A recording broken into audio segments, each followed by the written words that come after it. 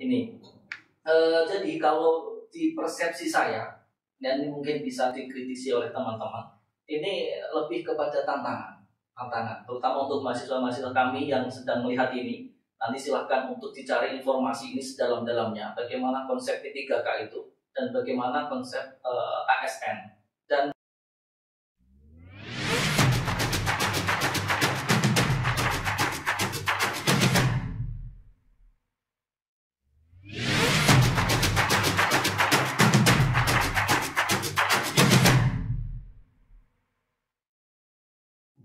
Assalamualaikum warahmatullahi wabarakatuh. Selamat malam bersama PLCC Sumatera Selatan.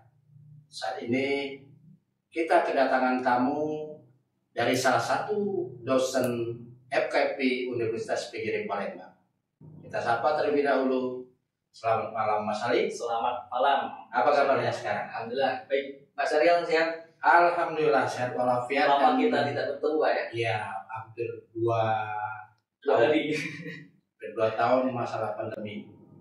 Ya, kita membatasi pertemuan seperti ini. Saat ini akan kita tayangkan beberapa informasi tentang seputar mahasiswa, tentang seputar kebijakan pemerintah bersama Mas Ali Parudin, Master Pendidikan.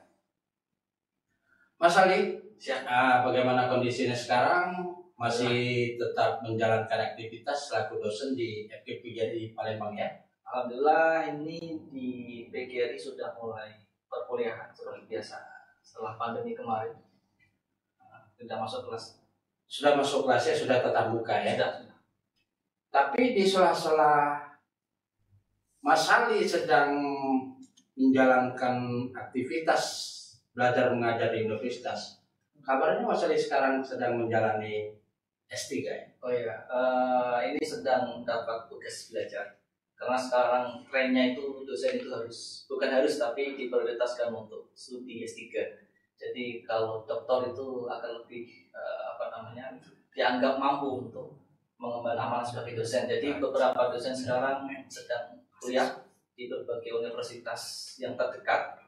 Ada yang di Jogja, ada yang di Bandung, ada juga yang di Malang, dan kebetulan saya yang ke Jogja. Oh, di Jogja ya. Bagaimana membagi waktu antara ngajar dengan belajar untuk mencapai gelar S3 ini? Karena kita ketahui kalau S3 ini tentunya tugas-tugas begitu banyak ya Mas Ali. Memanage waktunya itu bagaimana? Ya, kebetulan ini sedang di semester yang harus fokus untuk disertasi. Yeah. Tetapi pengabdian sebagai dosen ternyata harus juga dijalankan. Jadi memang harus membagi waktu. Dan kebetulan ini masih dalam kondisi online. Jadi bimbingan bisa dikerjakan secara online. Jadi itu cukup membantu. Artinya tidak perlu setiap hari ke kampus, tetapi bisa secara online, dan bimbingan pun bisa secara online untuk yang di Yogyakarta. Jadi mungkin untuk membagi waktunya, di pagi mengajar, kemudian di sela-sela mengajar mengetik atau melaksanakan riset atau hal-hal lainnya, misalkan menyiapkan publikasi dan lainnya untuk menyelesaikan program doktorat. Seperti itu Pak. Para subscriber, kita sudah tahu latar belakang beliau. Kita lanjutkan lagi pembicaraan kita. Sekarang Mas Ali barangkali terdengar sebuah wacana dari pemerintah bahwa tahun 2023, tahun depan nih, itu tenaga honorer itu tidak ada lagi di instansi pemerintah. Sekarang kita spesifikkan tentang tenaga pendidik atau guru. Guru itu pasti dia akan menjadi seorang tenaga pendidik dengan harapan bisa diangkat menjadi pegawai negeri sipil. Tetapi wacana sekarang, tenaga honorer ataupun tenaga pendidik itu nanti akan diangkat menjadi aparatur sipil negara. Itu ada namanya dengan skema pegawai pemerintah dengan perjanjian kontrak atau P3K. Barangkali ini sudah tidak asing lagi di para subscriber kita dimanapun Anda berada kan. Nah ini bagaimana Mas Ali tentang kebijakan yang akan dikeluarkan oleh pemerintah tepatnya di tanggal 28 November tahun 2023. Oke. Tentang konsep P3K. Sebenarnya P3K di periode lalu untuk guru sudah ada formasi Pak ya. Kemarin untuk tahun kemarin kan berarti itu periode keberapa ya? Untuk periode pertama dan kedua. Pertama dan kedua itu sudah ada P3K. Jadi memang nanti konsepnya untuk honorer itu akan dialihkan kepada P3K atau ASN. Nah, memang ini menjadi polemik dan ada beberapa perdebatan, ada yang pro dan kontra terkait bagaimana kebijakan hal ini.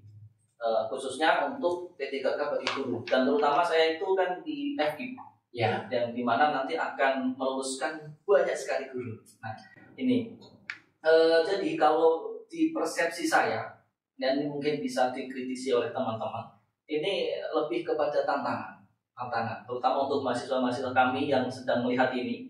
Nanti silahkan untuk dicari informasi ini sedalam-dalamnya bagaimana konsep P3K itu dan bagaimana konsep ASN. Dan artinya menjadi tantangan itu kalau P3K itu kan kontrak ya, kontrak ya, bisa dikatakan seperti itu. Pegawai pemerintah dengan perjanjian kerja. Nah ini perjanjian kerja inilah yang tadi saya garis bawahi seperti seakan-akan kontrak itu, benar nggak ini? Jadi artinya kalau perjanjian kerja ini itu ada perjanjian kerja yang disepakati dan P3K ini kalau tidak salah itu perjanjiannya dalam periode 5 tahun, benar Pak ya? Ya benar. 5 tahun artinya ini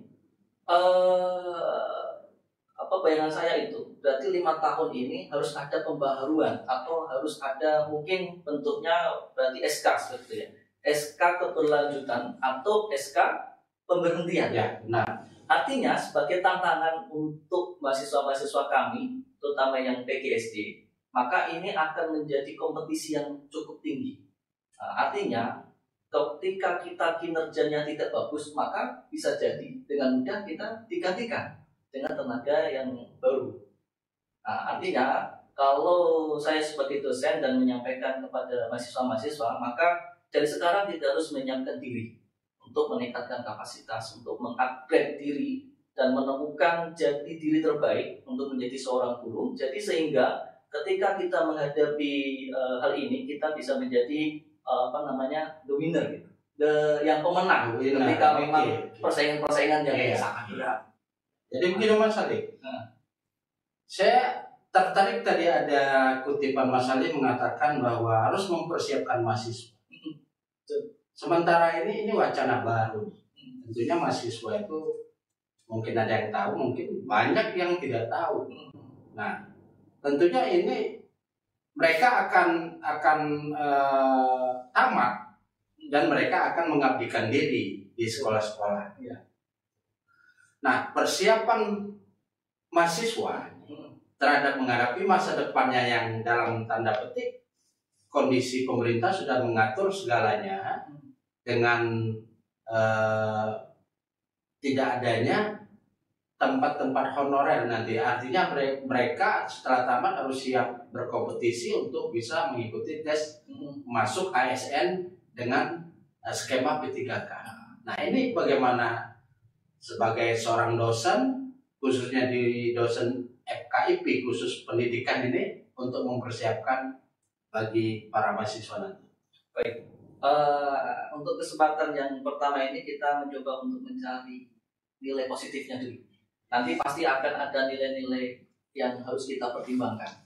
Jadi tadi nilai positifnya, artinya kita harus menyiapkan diri. Dan kami di program studi pendidikan guru sekolah dasar dan di FKIP, saya rasa sudah semaksimal mungkin untuk menyiapkan calon-calon pendidik yang profesional dengan membekali berbagai kompetensi-kompetensi yang ada. Misalkan di kami ada beberapa hal yang harus ditempuh atau diselesaikan selain kurikulum wajib yang harus dipenuhi.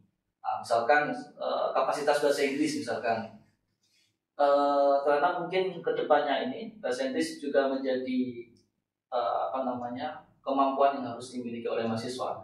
Maka kami menyiapkan program course atau satu berarti ada periode kalau tidak salah dalam ditempuh satu semester di luar jam perkuliahan itu. Kalau di PGSD mengikuti program pembinaan kemampuan berbahasa Inggris, dan di setiap lulusan kami di FKIP itu harus ada tes kualifikasi bahasa Inggris, TOEFL internal namanya, kalau tidak salah.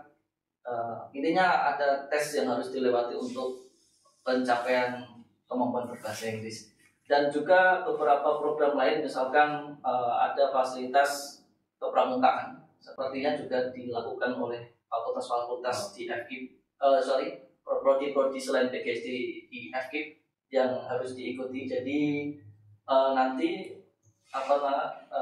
ada KMD, khusus bagi dasar. Jadi kemampuan dasar untuk membina pramuka dan juga yang lain-lain. Iya.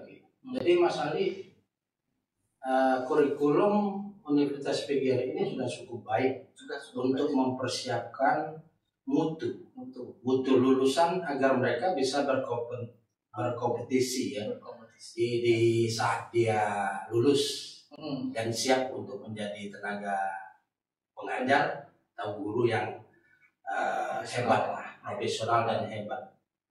Adakah persiapan tentang kondisi perubahan skema pemerintah terhadap lulusannya nanti, dari ya barangkali mungkin dari pemberian informasi secara umum supaya mereka tidak kaget nantinya? Adakah seperti itu? Oke, ini sebisa mungkin memang kita senantiasa memberikan informasi ini, Pak. Jadi dalam beberapa mata kuliah, misalkan hal ini bisa dibahas dalam mata kuliah kalau tidak salah, kurikulum. Setelah kurikulum itu tentang perkembangan kurikulum itu akan dibahas. Kemudian hal-hal informatif ini juga akan kita sampaikan di setiap momentum ketika kita masuk kelas. Jadi dosen-dosen itu sebisa mungkin ketika sebelum memulai perkuliahan itu memberikan motivasi dan memberikan perkembangan atau informasi perkembangan terkini seputar pendidikan, dan beberapa seminar-seminar untuk misalkan minggu depan kita menyelenggarakan seminar tentang kurikulum merdeka. Ini juga menjadi informasi baru untuk guru dan tenaga pendidik di era sekarang. Jadi itulah paling memberikan informasi-informasi di sela-sela perkuliahan. Kemudian ada beberapa mata kuliah yang memang mengarahnya kepada perkembangan pendidikan dan kurikulum. Iya, jadi harapan Mas Ali ya. Karena Mas Ali seorang dosen di Universitas PGRI. Kita tahu PGRI itu salah satu organisasi yang memang membawahi atau mengayomi atau memperjuangkan nasib-nasib guru ya. Nasib guru dalam artian di sini bukan hal yang negatif. Nasib guru itu artinya kita menciptakan seorang tenaga pendidik, berharap mereka nanti setelah tamat bisa menghidupi melalui ilmunya yang didapat dari Universitas PGRI ini untuk menghidupi kehidupan dia agar sejahtera. Nah, sampai sejauh ini saya ingin mengetahui, karena Mas Ali merupakan seorang dosen di salah satu universitas swasta PGRI di sini dalam artian FKIP-nya kita spesifik Fakultas Keguruan dan Ilmu Pendidikannya yang spesifiknya di situ ya. Informasi yang awal tadi kita bicarakan bahwa skema pemerintah itu tidak lagi ada tenaga honorer. Kalau dulu kan mereka tamat bisa mencari honorer di mana saja. Tetapi nanti setelah dia tamat, mungkin 5, 7, 10 tahun yang akan datang, itu memang tidak ada lagi, dia harus melalui tes. Artinya tadi sudah dipersiapkan dari segi kurikulumnya, supaya dia siap berkompetisi dalam hal untuk merebutkan suatu status yang namanya aparatur sipil negara. Sampai saat ini, sampai sejauh mana kira-kira informasi yang sudah diberikan kepada mahasiswa? Barangkali ya teman-teman Mas Ali selaku dosen di lingkungan Universitas PGRI terhadap kebijakan yang barangkali kebijakan ini ada positifnya nanti. Sampai sejauh mana kira-kira informasi ini sampai? Untuk informasi ini seperti yang saya sampaikan tadi, jadi kami di dosen pun kemarin sedang membahas itu, membahas isu-isu terkini. Kemudian dari program studi juga menyampaikan kepada dosen untuk senantiasa memberikan informasi, dan beberapa forum-forum yang misalkan nanti seminar, kemudian diskusi ilmiah itu juga akan mengkaji hal-hal terkini, dan salah satunya memang isu-isu P3K. Dan persepsi saya informasi ini juga sudah diterima oleh mahasiswa. Jadi tinggal mereka bagaimana nanti akan mempersiapkan ini dengan sebaik-baiknya. Itu dari sisi positifnya. Mungkin nanti ada beberapa hal yang memang di kalangan kami pun ini menjadi perdebatan. Gitu. Apakah ini akan menjadi hal positif? Apakah lebih kepada cenderung ke hal yang negatif? Misalkan positifnya tadi, misalkan kalau kita menggunakan P3K, artinya kan sudah terstandarisasi. Nah, yang dulunya mungkin honorer itu bisa jadi gajinya tidak ada kejelasan. Oh ya, dari standar upah ya. Nah, standar upah. Standar upah. Nah, saya rasa kalau P3K nanti akan memiliki standar yang baik. Betul. Nah, ini menjadi sisi positifnya ya, karena memang benar Mas Ali, apa yang Mas Ali sampaikan itu memang formula pemerintah untuk merubah status honorer tidak ada lagi, itu memang arahnya kepada standarisasi upah agar mereka ya minimal sesuai dengan informasi yang kita dengar dan peraturan yang ada bahwa standarisasi upah minimum itu harus diberlakukan. Itu yang pertama.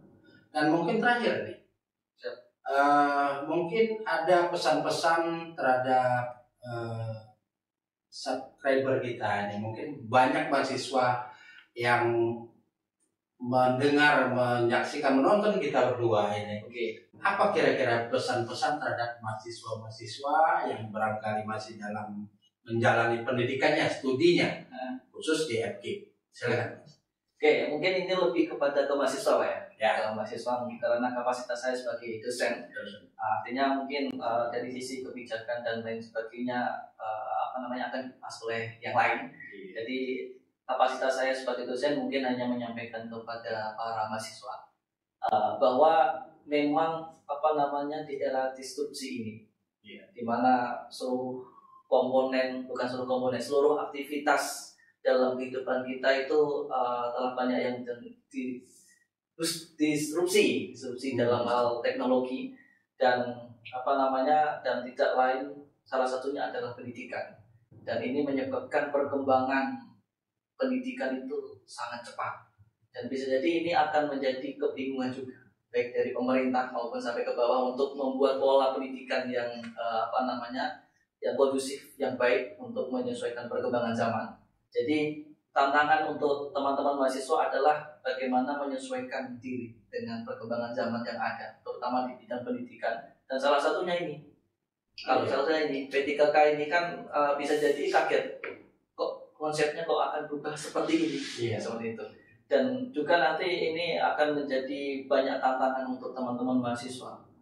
Begitu juga mungkin bisa jadi nanti akan muncul kebijakan-kebijakan lain yang bisa jadi tidak sesuai ekspektasi kita sebelumnya. Sudah lulus tapi ternyata ada kebijakan baru. Ada kebijakan baru. Maka harapan saya dan pesan saya untuk para mahasiswa untuk tetap update informasi dan senantiasa mengikuti perkembangan dunia terkini, dan yang terakhir adalah untuk senantiasa mengupgrade kapasitas diri. Artinya kita sebagai mahasiswa adalah momentum atau ada kesempatan untuk mengupgrade diri itu di masa-masa inilah. Maka semaksimal mungkin kita persiapkan diri kita untuk menghadapi masa-masa depan setelah kita selesai di masa kuliah. Oke, para subscriber yang setia dengan PSCC Sumatera Selatan. Demikian perbincangan kita dengan salah seorang dosen muda dari FKIP Universitas PGRI Palembang yang sudah mengupas sedikit tentang kebijakan pemerintah dan persiapan para calon-calon pendidik di masa depan. Mudah-mudahan perbincangan kita pada malam hari ini dapat memberikan informasi yang terbaik dan bisa membuka wawasan bagi para mahasiswa, terkhusus mahasiswa Universitas PGRI Palembang. Selamat malam dan terima kasih Mas Ali atas kesempatannya. Mudah-mudahan kita bertemu lagi dalam waktu dan acara yang lebih hebat lagi. Assalamualaikum warahmatullahi wabarakatuh. Waalaikumsalam. Terima kasih Mas Ali. Terima kasih.